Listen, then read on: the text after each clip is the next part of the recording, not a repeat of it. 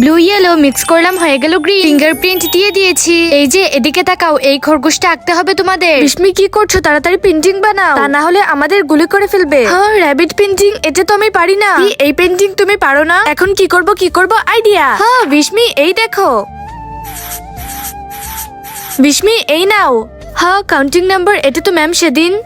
আরে ম্যাম এটা কি আঁকছে? আমিও আঁকি। ফার্স্টে 4টা 2 আঁকতে হবে, তারপর একটা টেকনিক করে খরগোশ এঁকে নেব। এই তো খরগোশের পাটা এঁকে নিয়েছি, এখন খরগোশের মুখটা এঁকে নেব।